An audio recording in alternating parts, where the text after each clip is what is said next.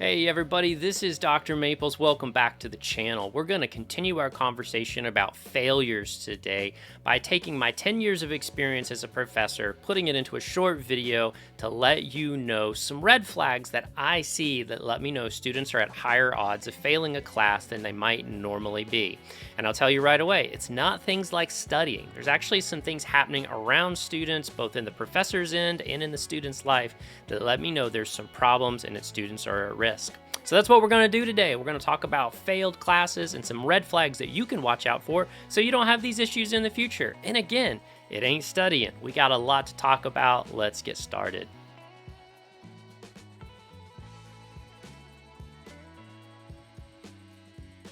So today we're going to talk about some red flags that students are going to be at a higher risk for failing a class. And again, it's not all about the student. A lot of it has to do with the situation with the professor and the way the class functions. Now we're going to split these into two categories today. We're going to do 3 on the them side where it's a professor issue and 3 on the you side where it's a student issue. We're going to start first with the professors. I've been teaching for a very long time and I can tell you I've seen a whole bunch of things that are red flags for students knowing when they go into a class that they are at a higher risk of failing that class than they might be in something, say, in their major or in another class. One of those starts with teaching style. It's kind of controversial to say this because there's this carte blanche approach in the university system that all professors should line up with all students. And I'm just here to tell you that is utterly debunked. That is just so incorrect. The truth of the matter is that there are many professors with many teaching styles and there are many students with many learning styles. And wherever possible, we want to line those up. But more importantly, we want to make sure that polar opposites don't get put in the same situation. Let me give you an example of this. Let's pretend that you're taking a research methods class and you're a student who needs hands-on attention, someone who can walk you line by line through a particular statistical test in SPSS or R. If you're taking an online class where you have zero access to the professor and you're only watching lectures, you can't email them, you can't Zoom with them, you can't meet with them in person, that's going to be a problem because you're not going to get that hands-on attention. Comparison, you can take a course like mine where you have me available practically 24 hours a day to give you help and advice over email, Zoom, or even in person because I'm a hands-on professor. As such, hands-on students do really well with me. Students who also need a lot of extra hand-holding to get through the semester also do really well with me. So that's the cool thing. I encourage students who need specific kinds of traits to find professors who line up with them.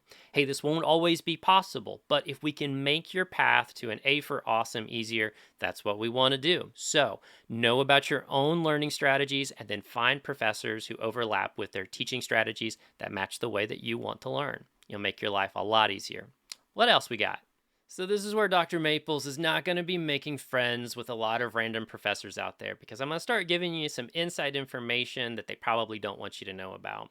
A big thing that I watch for as an advisor and as someone who's mentoring students is I will not put them in a classroom where I know the professor is very underprepared for teaching that class. Maybe they don't have the expertise in that class. Maybe they have too many classes in their schedule, or they're over demanding, meaning that this is a 100 level class and they're demanding graduate level work. I'm here to tell you this happens all the time. And you know what? One of the easiest ways to find out about this is to talk to your advisor.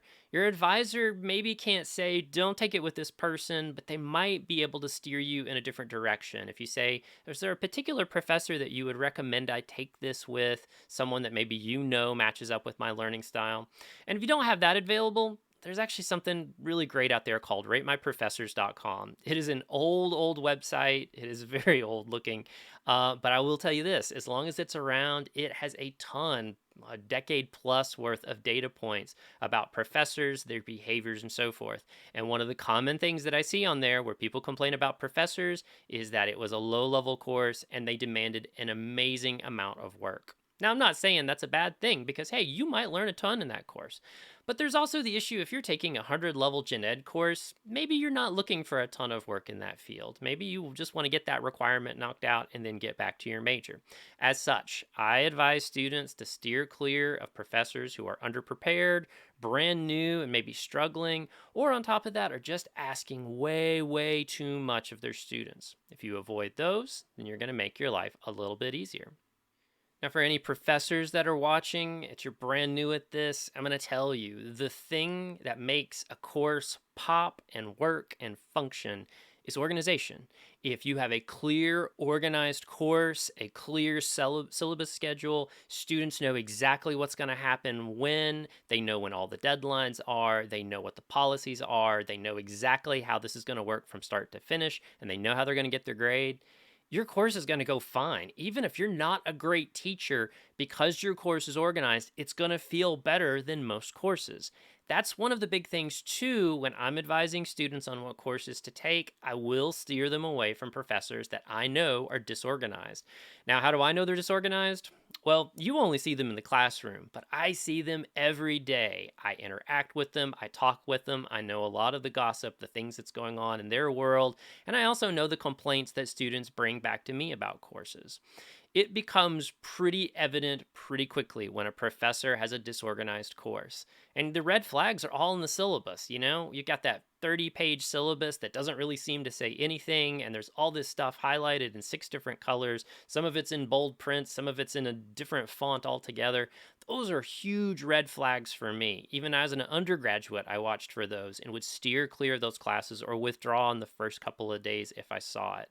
Likewise, if a professor is reported on Rate My Professors as canceling classes a lot, they're coming to class late, they don't seem to know what they're doing, they just show up and talk about stuff that's not on the test, or this is a classic one, the test didn't cover any of the lecture material, that is a huge red flag. You're setting yourself up for a bad learning experience first, but also a higher rate of failing that class. As such, it's on you to start watching for these professors and avoid them as best you can. Now, your professor and advisor, they may not be able to help you a lot on this. It depends on the relationship that you have with them, whether they're going to say, hey, this person's a great person as a colleague, but I wouldn't take that class with them. So you may have to do some of this digging on your own. But if you start asking around your dorm, asking around your major, your other students that you know, you're going to get this data. The information is out there. Students are very quick to talk about it. And I'll tell you, like, students are super quick to complain about a disorganized course because it makes their life harder. So start paying attention to these things. Start listening, hang out with other students, and see what they have to say, and then follow through on that.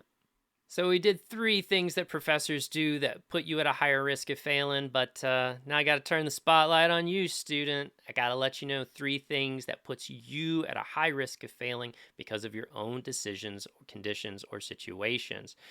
And the thing is, I'll be honest, and most professors wouldn't want you to know this, but if you just sit and are present in a class, you'll get enough information and retention to probably pass the class with a C or a D without any issue. Study for the final, you'll have no trouble getting for C for see you later. Especially with your gen eds and your early major classes, you're not going to struggle a lot with those. Studying isn't all that important. Being present is. And so these are a couple of things that I see that sets you up for failure right from the start of the class. Now, the first one has to do with your commitment level. It's that you're committed elsewhere or that you've overcommitted yourself in general. Let's start with the overcommit. You work a 40-hour job and you're taking 18 hours. Recipe for disaster. I'm telling you, that is not going to end well. You're going to fail at least one and possibly more of those classes as you're trying to juggle all these responsibilities. Of course, it's also not a perfect world, and I was a person who was working 40, 50 hours a week and also trying to go to college online and at night when I was early in my college career.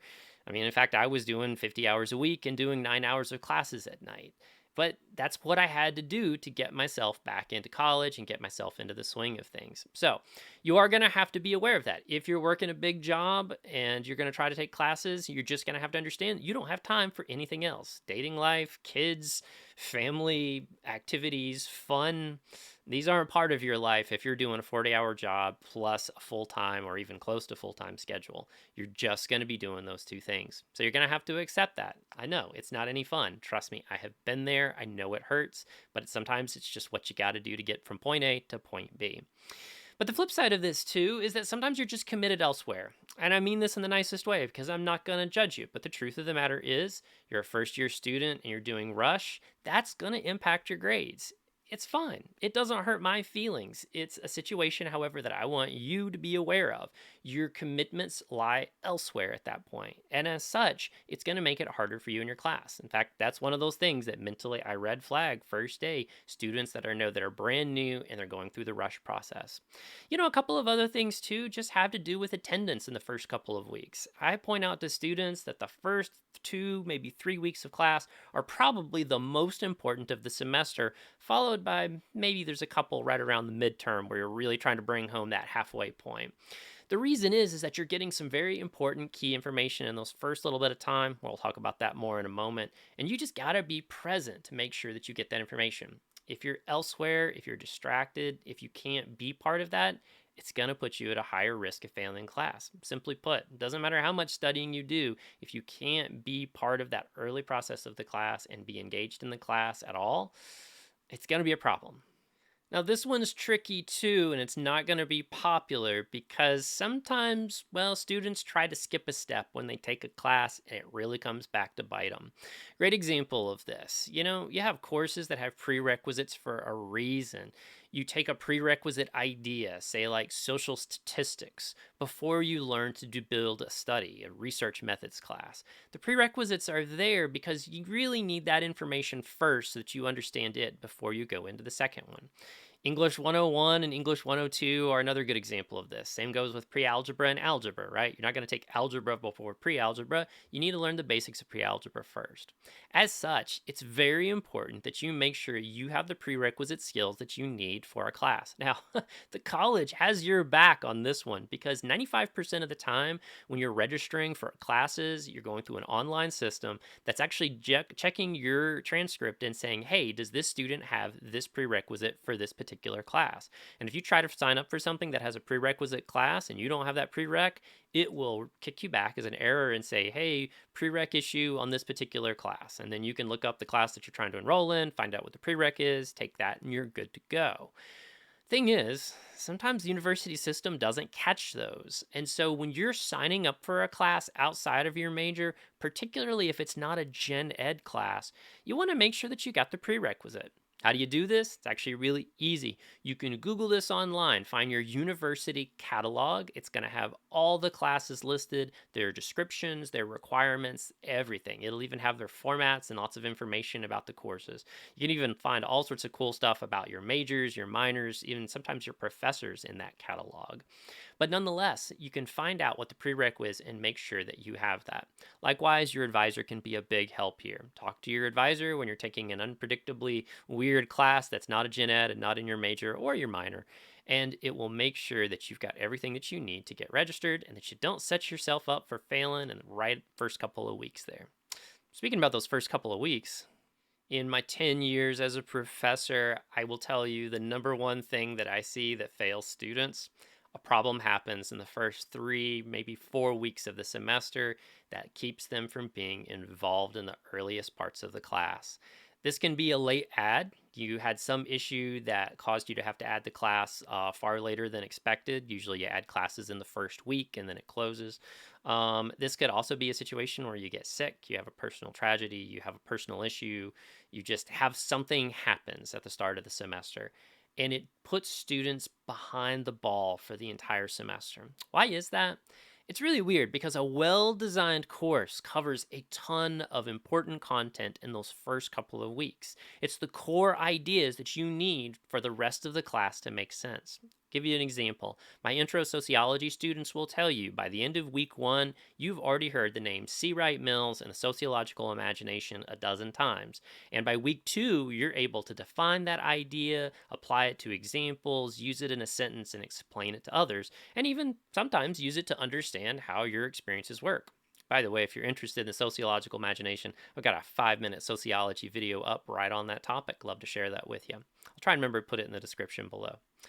Nonetheless, if you miss that first couple of weeks of class, you miss core ideas. And so now we come in like week 3 and you're like, Dr. Maples, what did we cover? And I'm like, well, we've covered the most important ideas in the class. Let's try to get you caught up. And you're now going to be under the gun.